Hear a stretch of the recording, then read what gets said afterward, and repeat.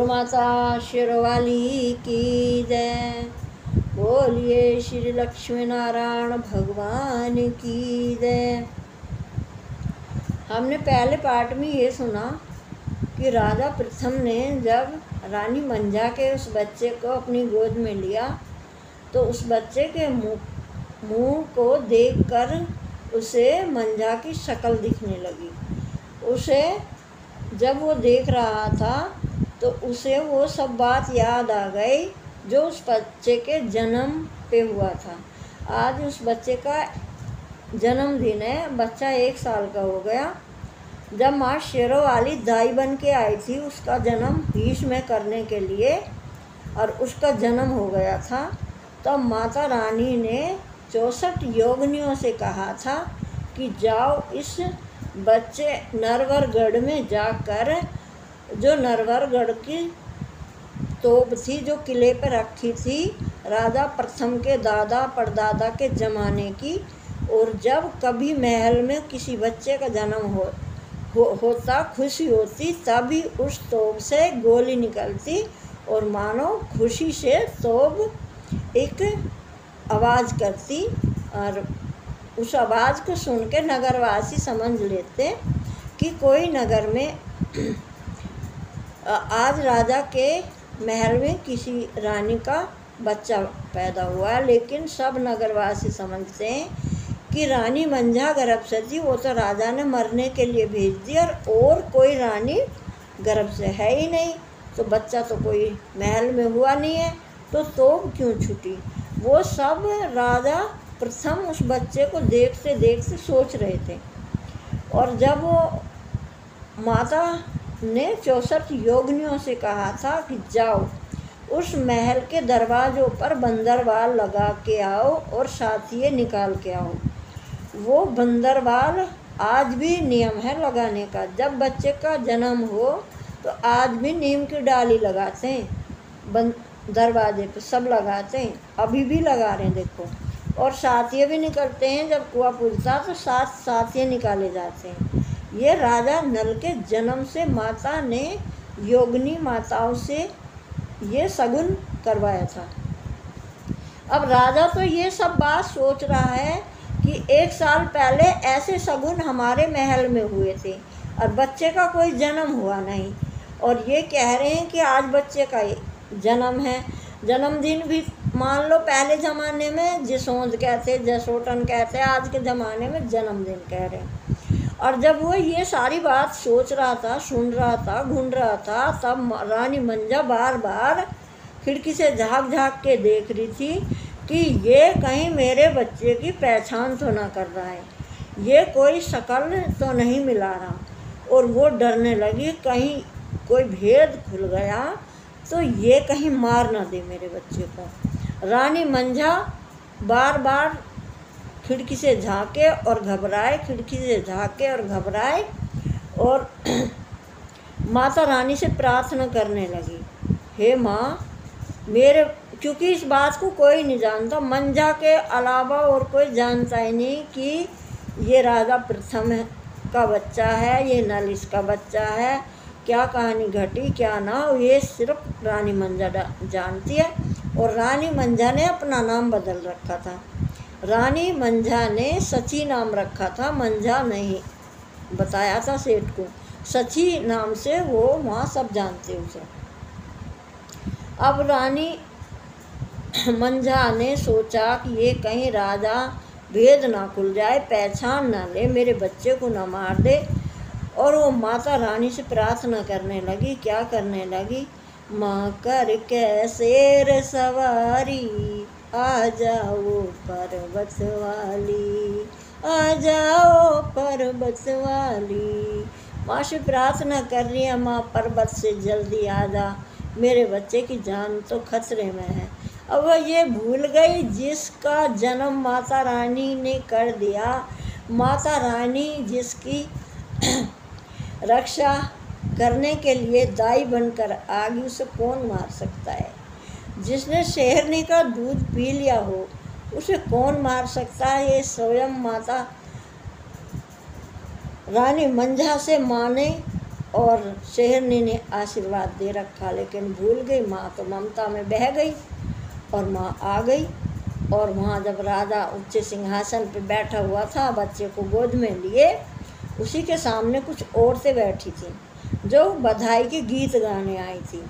और बच्चे का जन्मदिन भी है, जसोटन भी है। जो पहले जसोटन मनाए जाते हैं ना, उनमें बच्चे की शादी के शगुन होते थे। वो सब शादी के शगुन कि मनाए जाते उस समय, जो जसोटन होते। और वो सब औरतें वहाँ बधाई गाने के लिए बैठी, और माता रानी उनके बीच में उन्हीं का रूप बनाकर ऐसा ही बूढ़ी के बैठ गई। और राजा को उस नल के जन्म के सारे सब गीत गा गा के राजा को सुनाने लगी। और ऐसे गीत गाए कि पूरी घटना सुना दी राजा का। जिस बच्चे को आज राजा गोद में खिला रहा है, इसकी माँ तो मरवाने को भेज दी। मतलब सारी घटना गा के माता रानी सुना रही है, और राजा किसी से कुछ पूछ तो सकता नहीं, लेकिन कानों में वह आवाज़ गूंज रही है। अपने महल को चला गया, और महल में जाके राजा प्रथम परेशान, ना सोए ना खाए और ना राजपाट के काम देखे। बहुत परेशान, करूँ तो क्या करूँ, करूँ तो क्या करूँ। क्योंकि जो माता रानी वहाँ आई थी, वो राजा प्रथम के मन में उस बच्चे के प्रति प्यार का भाव बना गई। और राजा को कुछ लग रहा है कि कहीं मुझसे कोई गड़बड़ होगी, कोई गलती हो गई। अब राजा 1-2 दिन परेशान है, लेकिन राजा को एक बात सूझी कि सबसे पहले उनको बुलाया जाए जो मारने के लिए भेजे थे, जो चांडाल राजा ने मारने के लिए भेजे थे।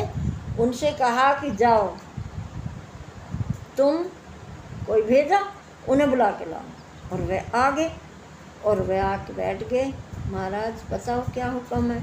बोले कि सच सच बताओगे तो मैं आपको इतना धन दूंगा कि खुश कर दूंगा। अगर झूठ बोलोगे तो परिवार सहित जिंदा गड़वा दूंगा। और राजा ने उनसे बता दिया ये सब। बोले कि प्रसन्न तो चाहिएगा मुझे कल दरबार में। आप मुझे ये बताना कल दरबार में सबके सामने कि आपने रानी मंजा को मारा था या जिंदा छोड़ा था, बस। और कल बताना। और उन चारों को अलग अलग कमरों में बंद कर दिया। और वो अगला दिन आया, और अगले दिन वो दरबार में आए, और उन्होंने सोचा कि रानी को जिंदे होने की राजा को खबर चल गई कि रानी जिंदी, हमने छोड़ दी।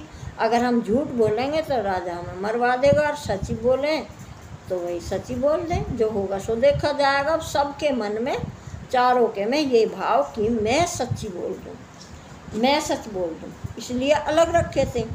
और दरबार में दरबार लगा हुआ था, सब लोग दरबार में बैठे हुए थे। और उन्होंने, राजा ने पूछा कि मैं 1 2 3 गिनूँगा, तब बोलना कि रानी जिंदी छोड़ी थी या मारी थी। और उन चारों को लगा कि हम सच बोल दें, अब तो पता है कहीं ना कहीं राजा को। और उन्होंने एक ही दम चारों ने बोल दिया कि महाराज हमने जिंदी छोड़ी थी। चारों ने एकदम बोला, और सोच के ये बोला था कि मैं सच बोलूँगा। और चारों ने बोल दिया महाराज हमने जिंदी छोड़ी थी। ठीक है, जाओ। फिर उन्होंने उस पंडित को बुलाया। पंडित बड़ा खुश होके आया, जाना आज क्या धनमाल मिलेगा कुछ।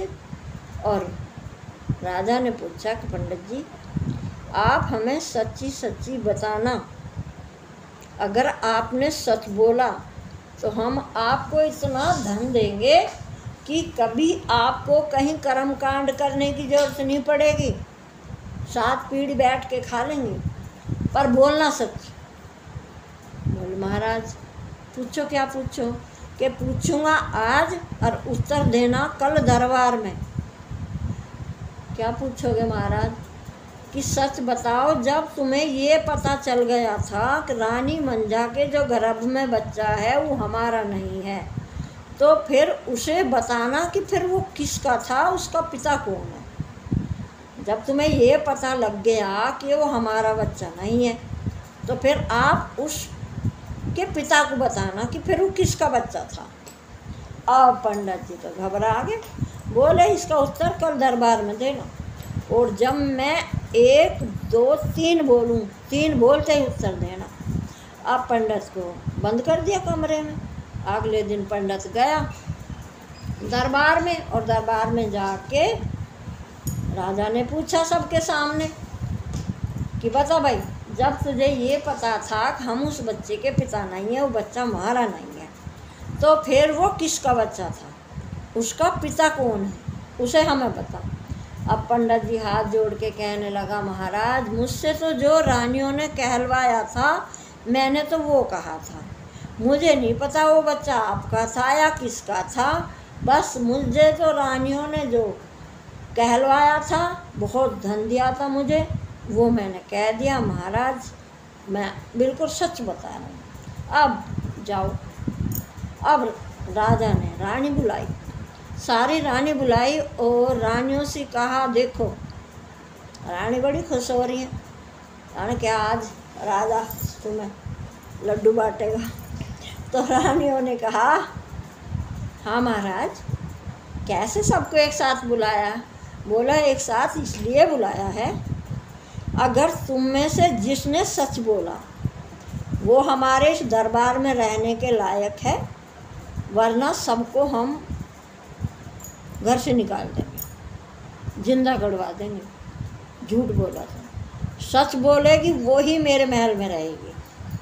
अब रानियों ने सोचा कि आज राजा क्या पूछेंगे। बोले महाराज ऐसा क्या पूछोगे। बोले सच बताओ, आपने मंझा को क्यों निकलवाया, पंडित जी को धन क्यों दिया, और आज नहीं बताना, दरबार में कल बताना। और सारी रानी सोचने लगी कि कोई सी 100 रानी थी, 101 रानी थी, एक तो मंझा थी, एक तो और सो ये थी। और इनमें से इनके वहम हो गया कि कोई सी रानी ने राजा को सच बता दिया, और मैं सच बता दूंगी तो मुझे राजा अपने महल में रखेंगे, बाकियों को निकलवा देंगे, मरवा देंगे। और ये भाव सभी रानियों के मन में आ गया कि मैं सच बता दूंगी, मैं सच बता दूंगी। और उन्हें कल दरबार में बुलाया, और दरबार में जब राजा ने कहा कि मैं जब 1 2 3 पे पहुँचूँ जब आप उत्तर देना। जब राजा ने उनसे पूछा तो उन्होंने एकदम बोले, ये किसका षड्यंत्र रचा हुआ था, जिसने रानी मंझा को गर्भ अवस्था में निकाल दिया, किसने ये षड्यंत्र रचा था, और सच सच बताना। और 1 2 3 जैसे ही राजा ने कही, सबकी उंगली एक दूसरे की ओर को उठ गई, इसने। अब पता चल गया राजा को कि इन सब का षड्यंत्र है ये। बोले आप ये बताओ, आपने ऐसा क्यों करा, तुम्हारा रानी मंझा ने क्या बिगाड़ा था। उसने कि महाराज, हमने वो जो आपने हमें प्रसाद के चावल दिया था, वो चावल भभूति हमने खाई नहीं, हमने तो नीचे फेंक दी थी, और रानी मंझा ने तो खा ली थी। और जब रानी मंझा ने वो खा ली और उसके हमें लगा कि इसके रूप रंग बढ़ने लगा, निखरने लगा, पेट बड़ा होने लगा, तो हमें लगा कि भाई ये तो बच्चा होगा इसके, तो जब इसके बच्चा हो जाएगा तो राजा तो इससे प्यार करेगा, हमारी तो इस घर में बूझ ही नहीं रहने की, हमने इसलिए उसको यहाँ से निकलवा दिया। अब राजा ने कही जाओ बैठ जाओ। अब राजा ने सेठ जी बुलवाए और सेठ से कहा कि देखो सेठ, जो भी कोई नौकर भेजा सेठ को बुलाने के लिए, बोले जिस बच्चे के जन्मदिन में हम आए थे वो बच्चा भी आए, और जितने भी बच्चे हैं सेठ के घर में सब आए। अब सेठ आया, सेठ के घर में जितने बच्चे और थे वो सब आए, और नल भी आया। अब वो सब बच्चे हाथ में खिलौने क्या लेके आए। बच्चा अपना खिलौना जो हाथ में रखता है कहीं जाए तो उसे अच्छा लगता है दूसरे बच्चे को दिखाना। जो जितने भी बच्चे थे बनियों के, किसी ने तो कागज़ से तराजू बना रखी थी, किसी ने मिट्टी के कुल्हड़ से तराजू बना रखी थी, किसी ने बाट बना रखे थे मिट्टी के, किसी ने तोलने उसमें आटा जैसा कुछ बना। अपना तराजू जो बनिए का काम है तराजू चलाने का, तो उन्होंने वो अपने तराजू का सिस्टम बना रखा। और जो राजा नल थे उन्होंने क्या ले रखा था हाथ में, धनुष, बाण, तलवार और बड़े बड़े जो नल था वो उन सब में शक्तिशाली, बलशाली, रूपवान, मानो कि ये क्षत्रिय का बच्चा है। और राजा समझ तो गया कि ये बच्चा ही हमारा है।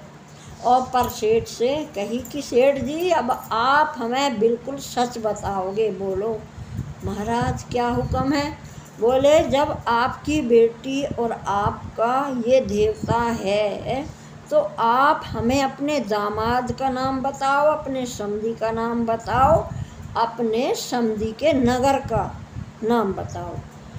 अब महाराज तो बनिया फंसा कि महाराज ने कैसा प्रश्न पूछ लिया, हाथ जोड़ के, और ये भी कहा था कि सच बोलना।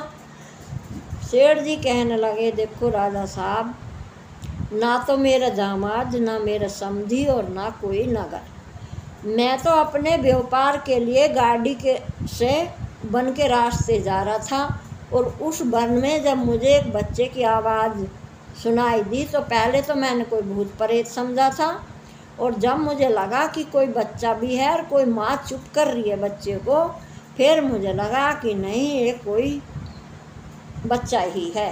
और मैं उस हिस्स के पास पहुंच गया और मैंने इससे कहा बेटी तू कौन है, बच्चा कैसे रो रहा है, बाहर आ जा। तो इसने कहा कि हे महाराज पिताजी जो भी आप कोई हो, मैं बाहर नहीं आ सकती क्योंकि मैं नंगन हूँ, मेरे पे कोई वस्त्र नहीं है। उसने की बेटी कोई बात नहीं, पहले तो मंजा डर गई थी ये कहीं कोई मेरे बच्चे को मारने वाला तो ना आ गया। पहले तो वो बोली नहीं और बहुत ही बनिए ने बार बार सेठ ने उसे बेटी बेटी कहकर पुकारा। जब उसने बताया और कहने लगे महाराज मेरे कंधे पे एक एक्स्ट्रा चादर रखी थी, मैंने कहा ले बेटी ये चादर ओढ़ और अपने बच्चे को लपेट के गाड़ी में बैठ जा। मैंने मुंह फेर लिया है, मैं मुंह फेर के खड़ा हो गया और वो बच्चे को लेकर गाड़ी में बैठ गई। और मैं ऐसे उसका पिताजी हूँ और ऐसे हूँ मेरी बेटी है, ना मेरा कोई दामाद ना मेरा कोई समधी। अब राजा को पक्का पता चल गया कि ये हमारी रानी मंजा है, और मंजा को तो देखा ही नहीं, बच्चे को देखा है। अब राजा ने पूरा नगर बुलाया, सब जितने राज्य के लोग थे सबको बुलाया और सबको लेके उन 100 की 100 रानियों को लेके और सेठ के घर गए और वहाँ से मंजा को माफ़ी मांगी राजा ने और कहा कि रानी हमसे गलती हो गई, इतनी बड़ी गलती हो गई कि हम अपने आप को कभी माफ़ नहीं कर सकेंगे, और जो तू आज्ञा देगी मैं इस 100 रानियों को तुम्हारी आज्ञा अनुसार दंड दूंगा, जो तू आज्ञा देगी वो ही दंड मैं इन्हें दूंगा। मंझा ने कही महाराज अगर दंड दोगे तो सबसे पहले अपने आप को दंड दो, क्योंकि आज तुमने ये सोचा कि पंडित जी ने पिता बता दिया कोई और है, उस दिन आपने क्यों नहीं सोचा। पर जो हुआ वो अच्छा हुआ, आप इन्हें कोई सज़ा नहीं दोगे। अगर ये ऐसा ना करती तो मेरे बच्चे को शेरनी दूध ना पिलाती, मेरे बच्चे को माँ शेरों वाली गोद में ना खिलाती। जो हुआ अच्छा हुआ। सब मिलके गुरु गोरखनाथ के मंदिर गए। राजा प्रथम ने गुरु गोरखनाथ का, मच्छिंद्रनाथ का बहुत बड़ा मंदिर बनाया। और बोलो जयकारा, बोल सच्चे दरबार की जय।